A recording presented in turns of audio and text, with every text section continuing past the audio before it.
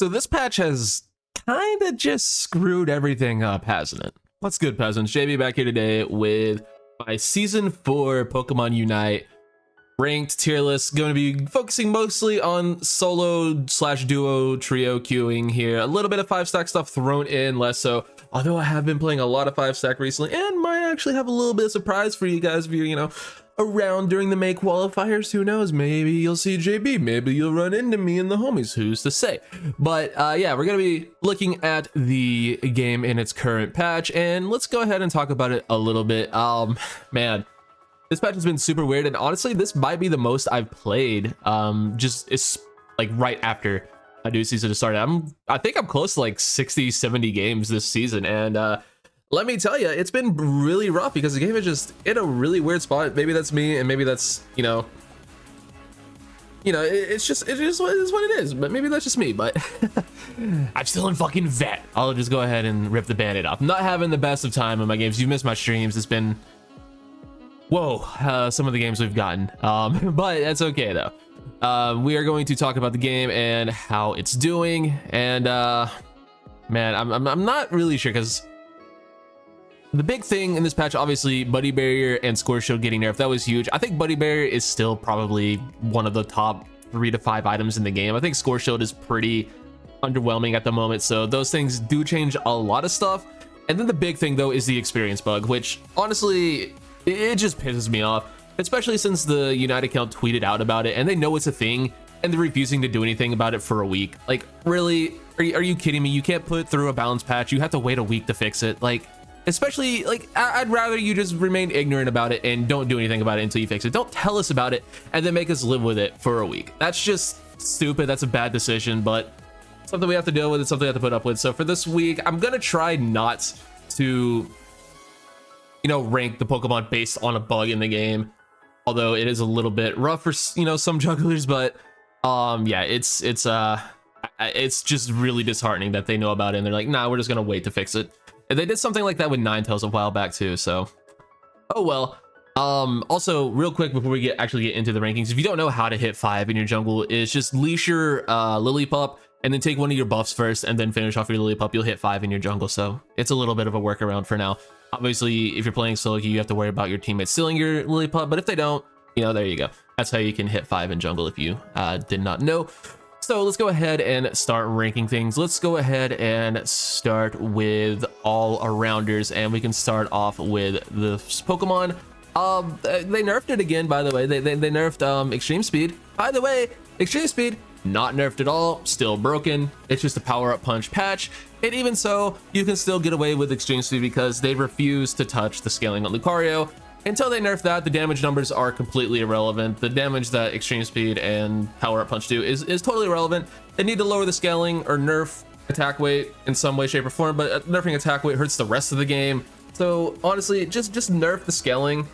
Lucario will forever be broken. I don't think they have any interest in actually fixing it, but it is what it is. Machamp, I think, is a solid A tier. It's borderline S tier, but it's just Lucario does its job better. And with the bug in the game, it doesn't have to worry about evolving in the top lane, so Lucario just dominates the 1v1. So yeah, Lucario, I hate it. They need to do something about it, and they're not going to. Charizard, honestly, just based on power creep, Charizard's been A for a long time, but man, it still feels, I mean, it's still really good. Once you get Charizard online, it still feels really, really strong. It just feels like less and less people are letting you take Zard into the jungle. And it's really, really, really, really, really bad in lane, especially in low ranks. I had a one specific game that I just want to bring up.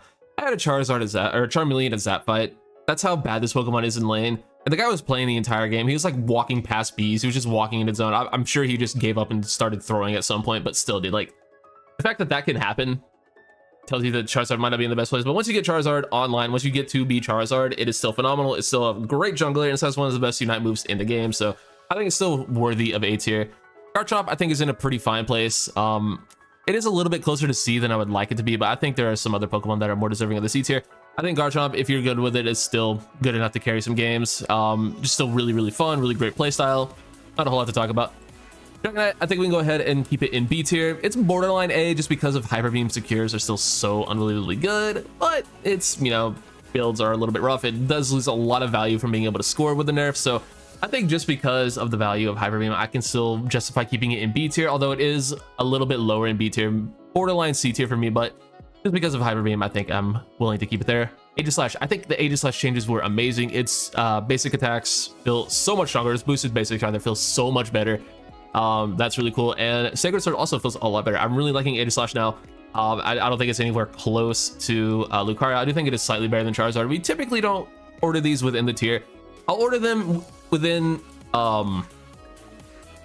I'm not gonna order like, you know, Greninja in between these guys, but in terms of all-arounders, I think AEGISLASH is slightly better than Charizard at the moment, just because I think it's I think the buffs they got are very nice. Serena, I think it's still a B tier choice. I just think everything above it does its job better. I think it's significantly better than these two though. I just don't think it's quite on the level of the other guys. Stomp is so fun. Stomp just does a lot of damage. It just eliminates squishies if you're able to land a big one. And Chop Kick is also really good. The slow for Chop Kick cannot be understated. If you land like your full Chop Kick and keep someone in it, it can be really, really good. All right, Azumarill. Man, people really don't like Azumarill. I think it's pretty okay. I don't think it's anything special, but I do think it is a little bit worthy of C tier at the moment. It's just kind of like an anti-meta Pokemon for the wrong reasons. It was built to, you know, sort of stop the 1-1-3 meta. It doesn't do that at all because Lucario still just dominates because Lucario is a stupid Pokemon. It's like, oh, hey, you can crit if you're alone in a fight. Well, you're never alone in a fight. Late game, at any objective, the most important parts of the game, you're never alone. Even with bees, like even at bee fights, you're pretty useless because you're not critting bees. Its Unite move is still really good, but then they nerf Buddy Barrier, so I don't know, man. Still feels pretty rough to me. So we'll leave it in C tier, although I do think it is better than people give it credit for. Okay, let's move on to defenders, and one of my favorite updates of the entire patch is our friend Tree.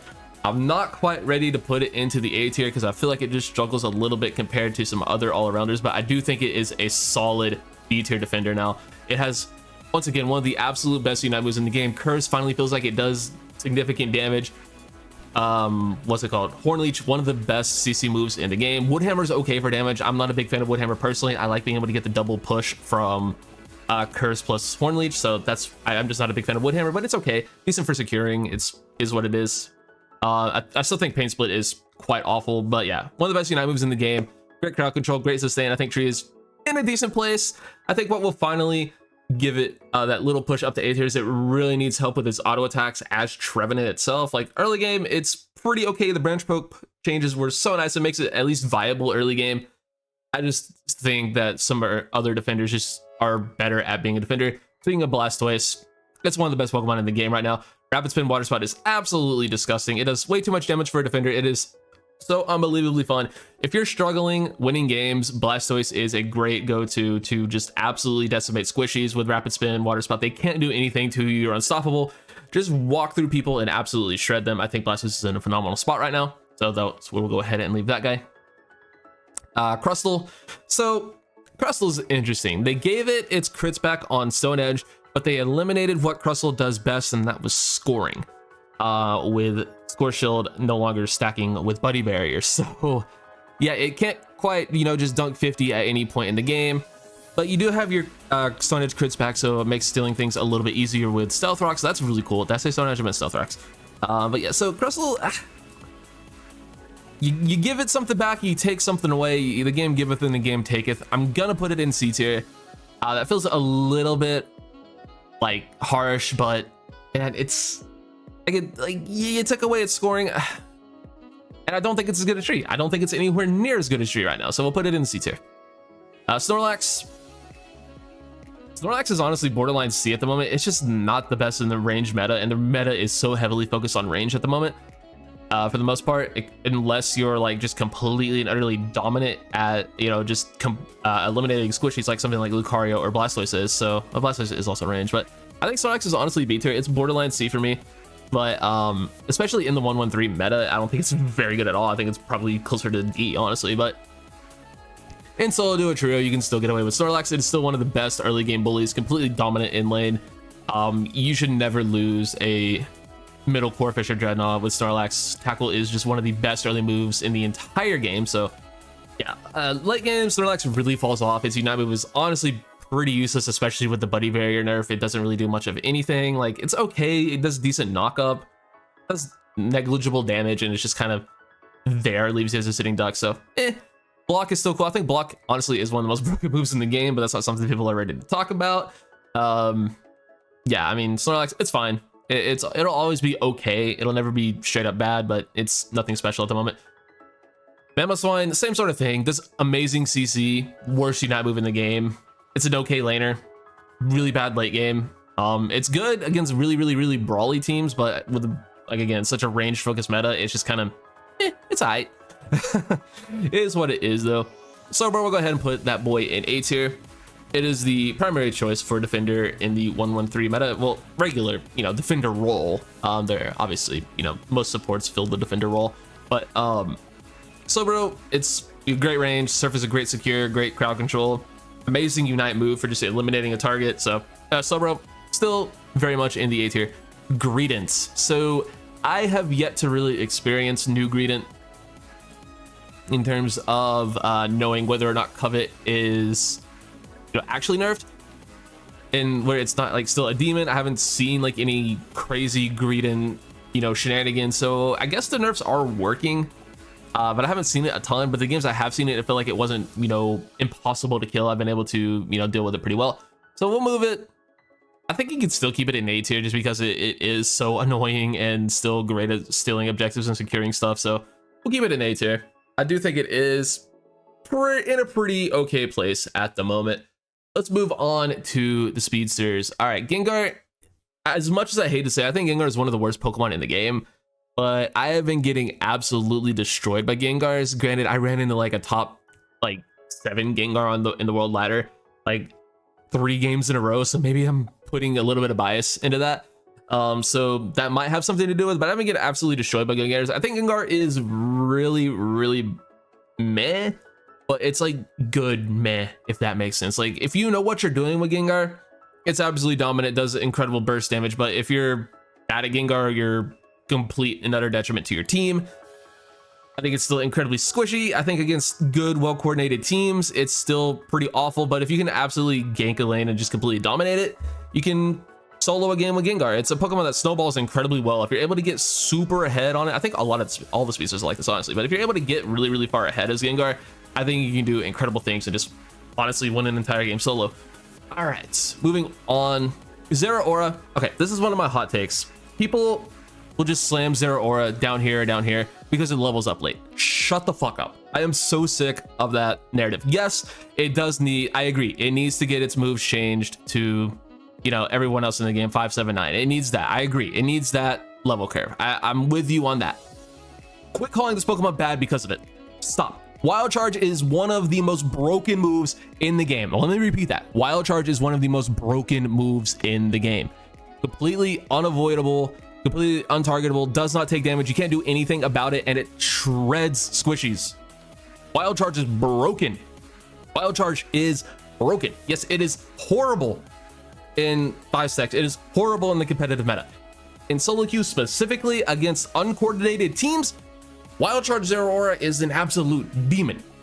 Now, with that being said, it's still a B-tier Pokemon. It's pretty awful. Like, it's not great. But quit telling me this is one of the worst Pokemon in the game. You're wrong. You are straight up wrong. Wild Charge Zeraora is very good. Discharge is still great for securing objectives. It has an okay Unite move. It levels up slow. So what? Once it gets its moves, it's really good. All right. It does need its moves lowered. I'll give you that. But Wild Charge needs one of the biggest nerfs in the game. I've said this before. I've been saying this for months. All you have to do to fix Wild Charge and make Zeraora a perfectly fine and balanced Pokemon, what everyone would want it to be, lower its level up moves and change Wild Charge from damage immunity to damage reduction. There you go. Zeraora balanced. But as it stands, Wild Charge is still one of the most absolute broken moves in the game, and I will stand by that take until the day I die. Damn it. All right, Absol. Now, I know I said I wasn't going to let any of the current experience bias cloud my judgment here, but I think Absol, honestly, pretty good right now. A lot of the meta is really squishy at the moment. Well, sort of speaking. Like, there are a lot of squishy Pokemon seeing play, so I think Absol definitely has a spot in the meta where it's really strong, and it is one of the better junglers or even laners at the moment. I think Absol's pretty decent. A tier feels a little bit high. I'm just gonna put it ahead of the other 3 species in B tier. I think it's still pretty damn good. Talonflame, borderline S tier for me, honestly. I'm gonna put it at the top of A for now just because of the nerfs. All they really nerfed on Brave Bird was the range, so it's still really strong. Still does a lot of burst damage, and it is still very strong for how easy it is to play. That's the main thing with Talonflame, is the ease of use and how much burst damage it does, and then it is seeing even more and more play in the competitive meta. So Talonflame, very good jungler, very strong, just insane amounts of burst damage. Any sort of squishy comes near a Talonflame, it's just done for. So yeah, Talonflame, very good at the moment, and is honestly always probably going to be good. All right, let's move on to supporters. Wiggly, still S tier. Nerf Q-Charm is the most broken thing in the game. Sting is still fantastic. One of the best Unite moves in the game. Although with the Buddy Barrier nerf, it moves it down a little bit, but Buddy Barrier is still really strong. But yeah, it's still great. Wigglytuff is phenomenal, so I think it's still worthy of S tier. Just based on Q-Charm and Sting alone, I think it's worthy. Blissey. Ooh, new Blissey is super fun. I really like the Grenadier just chucking egg bombs, stunning things, but it feels a little gimmicky. Yeah, it's great crowd control, I'll give you that. But one, you're putting your soft bullet on cooldown as well, so you're not able to heal your team as much.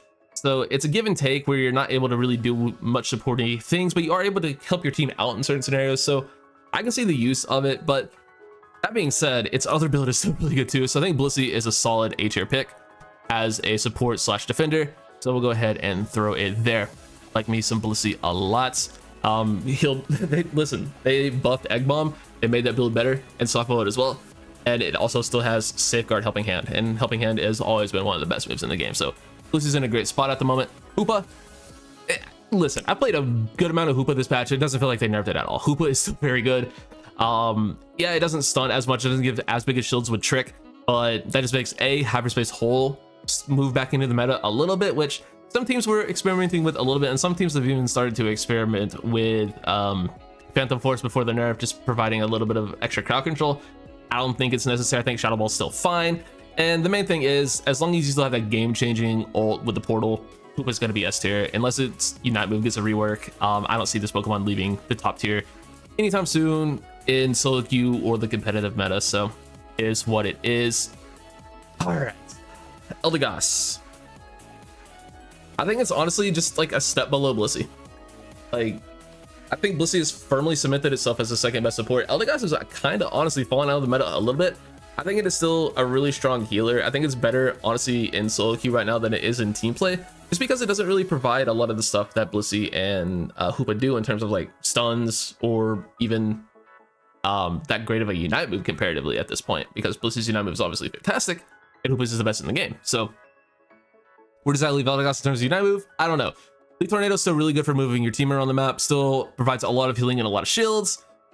Again, this is another Pokemon that the Buddy Barrier nerf brings it down slightly, but it does that with everyone, so kind of still in the same spot if you ask me. Eldegoss still really good, so don't really have any complaints with leaving it in the A tier. And I think we have our first candidate for the don't tier, unfortunately, and that is Mr. Mime. They nerfed its good build and they buffed its bad build, and its bad build is still really, really bad. So it feels harsh putting it in don't, but I honestly kind of feels like you shouldn't really be playing this Pokemon or anything at the moment. Like, it's not a good defender, it's not a good supporter. Psychic guard swap is literally useless in team play.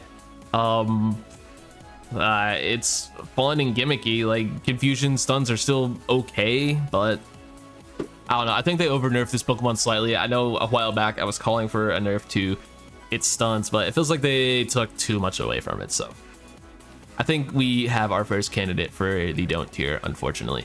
Moving on to our last category, that being the attackers. There are some people that will tell you this Pokemon is not S tier. Those people are idiots. Those people are wrong. Cinderace is one of the most broken characters in this game.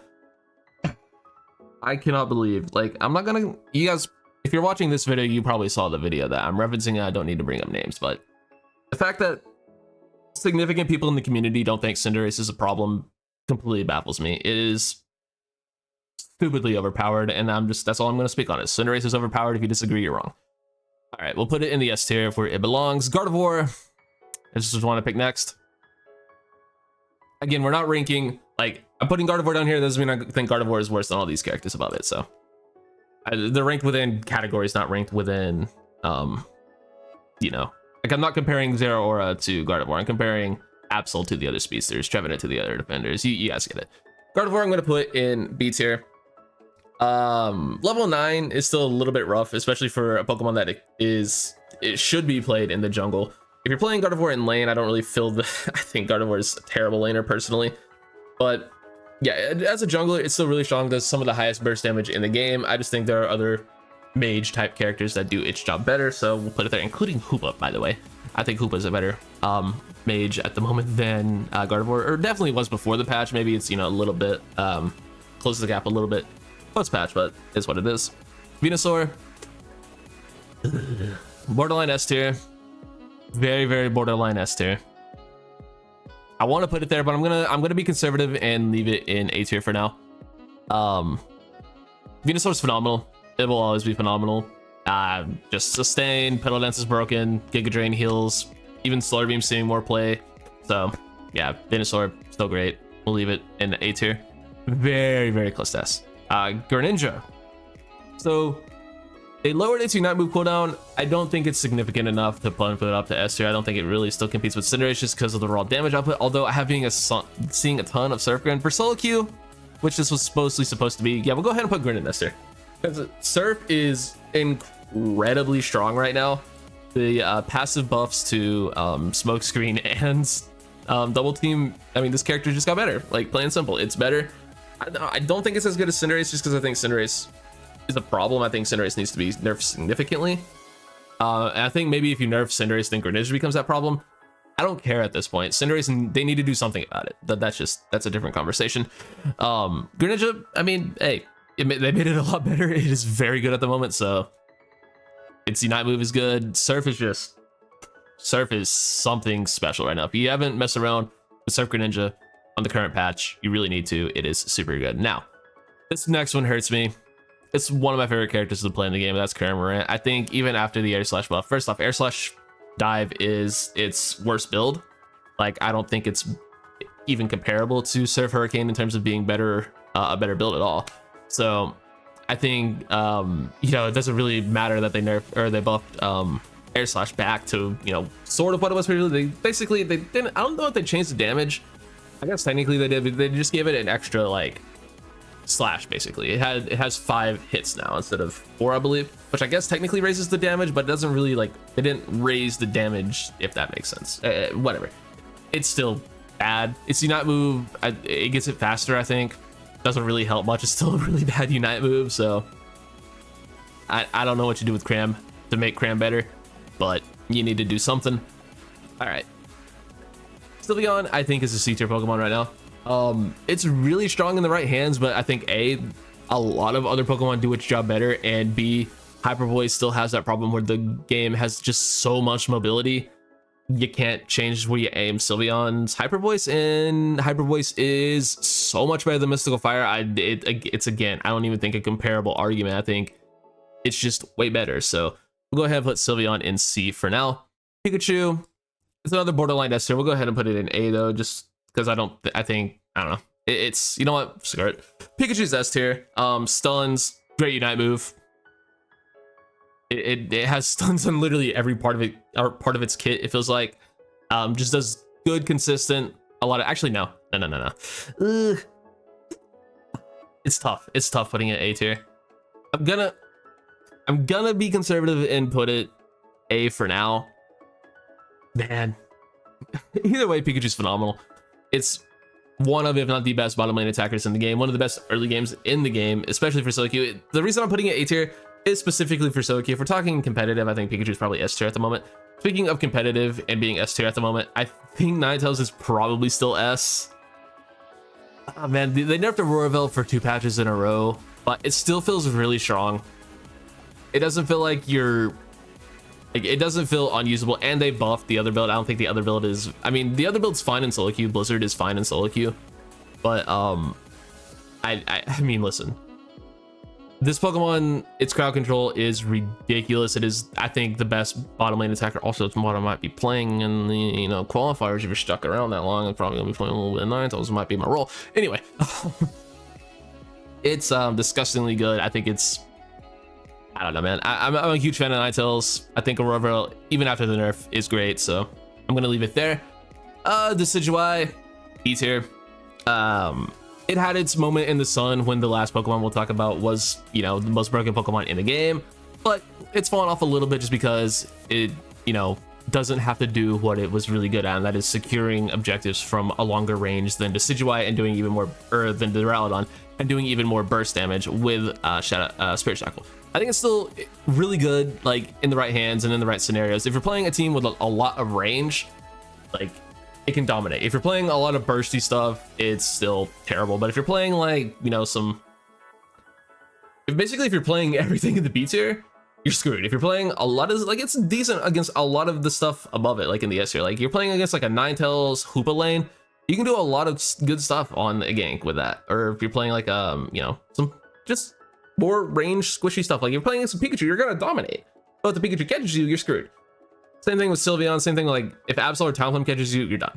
But yeah, just choose your targets. I think the Duraludon or Decidueye still has a pretty decent place in the meta, and it's still fine. And speaking of a pretty decent place in the meta, I think Duraludon, again, post nerf, is still, it's okay. Like, Dragon Pulse is still very good at securing, and that cannot be undervalued. I think just having that skill alone makes it, you know, a pretty viable Pokemon. Its Unite move is still okay. Flash Cannon is bad. Don't run it. Like, even after multiple nerfs to Dragon Pulse, it's still better. Like, why would you want to make yourself Cramorant on cooldown? Like, why?